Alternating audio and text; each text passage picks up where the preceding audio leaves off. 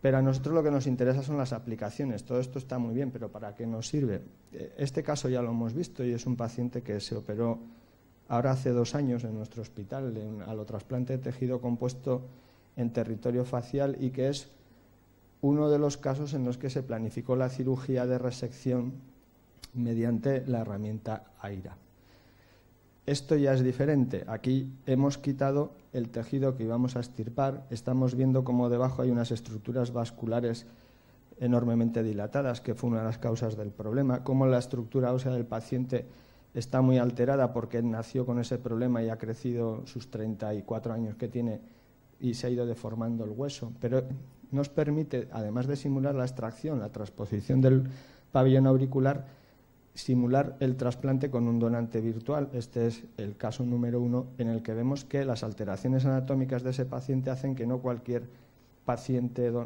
donante sirviera, porque tenía que tener unas condiciones geométricas que son muy difíciles de determinar, tridimensionales, para que pudiera cubrir todos los defectos posibles, ¿no? Esta es otra prueba, en el número 4, en el que vimos que ya sí que era más posible, ¿no? Como decía antes, uno de nuestros objetivos es el control pre- y posoperatorio de los pacientes. Entonces, este es el paciente preoperatorio y este es el posoperatorio obtenido por un escáner de superficie que no está refinado, por eso hay esos poros en los que vemos el efecto antes y después. Y esto se puede repetir tantas veces, cada 2 o 3 meses, para ir viendo la evolución de la anatomía del paciente. Esta medida no es invasiva y el coste es, una vez tenida la máquina, prácticamente 0. Este caso, desde el punto de vista de reconstrucción, es un paciente operado en otro centro de una ameloblastoma mandibular, que es un tumor benigno pero muy agresivo, que el caso es que no tiene mandíbula y tiene una placa de reconstrucción. Como no tenemos modelo, nosotros usamos, para ver qué es la necesidad del paciente, el modelo obtenido de un cráneo de un donante, de uno de los muchos TAC del hospital. Vemos que la parte amarilla sería el hueso, este sería el hueso del paciente que lo hemos movido y ese sería el segmento que necesitaría. Esto es una reconstrucción por cirugía maxilofacial más compleja. Ahora habría que tallar en el peroné un hueso para hacer una reconstrucción microquirúrgica, pero ellos necesitan saber exactamente los ángulos y los tamaños para que luego, cuando lo pongan en la boca, sea correcto. Pues el siguiente paso, como decía en ese abordaje de complejidad, es la posibilidad de poder imprimir en 3 dimensiones en una resina que sea compatible para poder manipular pues piezas como estas, que en este caso le faltaba la rama ascendente de la maxilar inferior del lado derecho, que sí que ya permiten tanto realizar la cirugía. Esto es un niño con un encefalocele a través de la órbita en el lado izquierdo y el implante que hubiera necesitado, y planificar la cirugía no solo en realidad virtual, sino también en realidad analógica obtenida a partir de la realidad virtual. En otras especialidades creemos que también tiene mucha utilidad y es lo que nos lo dicen los otros compañeros que están utilizando en nuestro hospital esta herramienta. Tenemos siempre lo mismo. Esta sería la pantalla de trabajo en AIRA, en el que tenemos el TAC del paciente y después de la reconstrucción a nivel del tejido óseo vemos la fractura en L2, una fractura con aplastamiento y con una característica que es lo que más les preocupaba, que producía, debido a que el fragmento desplazado entra en el canal vertebral, pues una compresión a nivel de la médula espinal en ese punto que tenían que tratar, por eso era quirúrgica. La herramienta nos permite medir las distancias, diámetros, distancias superficiales, volúmenes, etc. Cualquier herramienta que usan los ingenieros en herramientas de diseño industrial, en programas tipo CATIA, AutoCAD, etcétera, pues están también incorporadas muchas de ellas en esto y nos sirve para la planificación de la cirugía.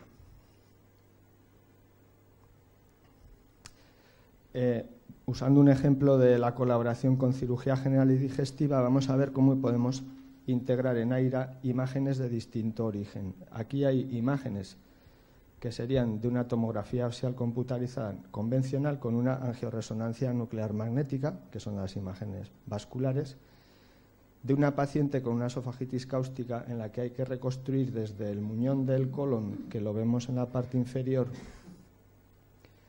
hasta la hipofaringe, atravesando a través del cuello los paquetes vasculares para hacer una reconstrucción microquirúrgica de un colgajo tubular que vuelva a permitirle deglutir, ¿no? Pero estos pacientes no pueden comer ni beber, ni tienen que tener permanentemente una derivación gástrica, ¿no?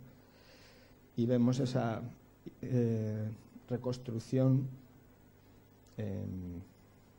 que ninguna de las otras herramientas que refería antes Cristina permite. De manera que lo que ha ocurrido es que en muchos de nuestros pacientes ahora mismo, además de tener el bisturí eléctrico y las pinzas, tijeras, etcétera, pues también tengamos el ratón metido en una bolsita de plástico, a ver si lo hacemos que se pueda esterilizar, porque tenemos conectado y tenemos la reconstrucción tridimensional del paciente, en el que hemos planificado antes la cirugía y nos permite ir viendo lo mismo que antes mirábamos el negatoscopio solo, pues ahora también miramos, además del negatoscopio, la reconstrucción virtual.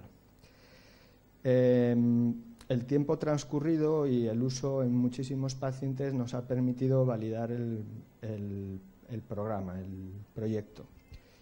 Y se valida por la similitud entre la reconstrucción virtual y la anatomía. Esa es una del paciente, es una evidencia, ¿no? Es lo mismo, es igual. Pero estamos en un entorno científico, entonces la validación se ha hecho a través de la publicación en diferentes foros y en diferentes revistas de impacto.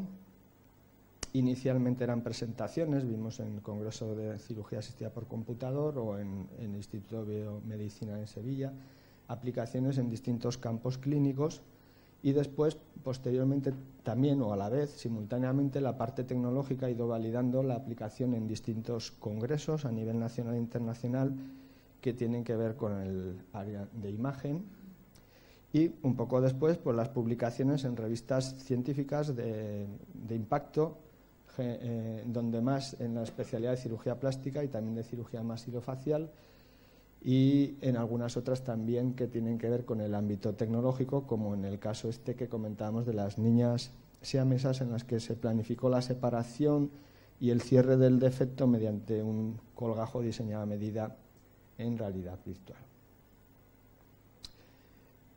A su vez, como decía Cristina, el siguiente paso fue la integración de una herramienta solo en el computador del cirujano en un sistema, en el sistema del hospital, en el cual la adquisición de la imagen radiológica es mucho más fácil y se garantiza la protección de los datos de los pacientes.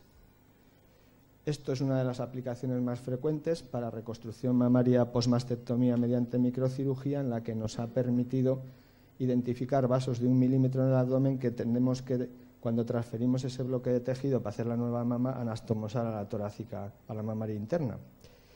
Hemos podido comprobar, no se ve bien las tablas, pero si tomamos medidas analógicas en el paciente y medidas virtuales, el coeficiente de correlación es 1 entre las distancias entre los vasos y eso es que es exacto, es fantástico. Eso nos ha disminuido una cirugía de 10-11 horas en 2 horas, o sea, en un 10%, en mucho tiempo de quirófano. Es una mejoría muy grande para esas pacientes y para las coronarias de los cirujanos también, que vamos un poco más a tiro seguro, ¿no? Comentaba Cristina, son fechas sucesivas, ya acabo, hemos seguido haciendo publicaciones y presentaciones que validan y dan soporte a nuestro trabajo, tanto en la parte tecnológica como en la parte clínica.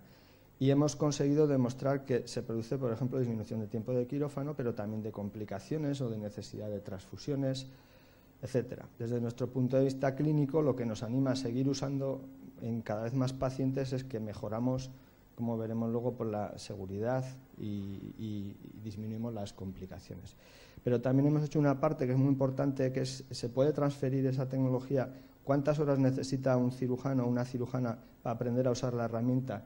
Pues lo hemos hecho, hay muchos cirujanos que ya se han formado, bastantes más que aquí, y todos ellos validan que es interesante para su trabajo, que les aporta cosas y que además es posible aprenderlo, ¿no? Porque si no, no tendría mucho sentido. Ya para finalizar, pues volviendo al principio, ¿cómo abordamos nosotros la complejidad? Entre otras muchas cosas, pues a través de biomodelos obtenidos mediante esta herramienta, cada vez en mayor medida lo utilizamos, AIRA, antes VIRSPA, porque nos da más seguridad.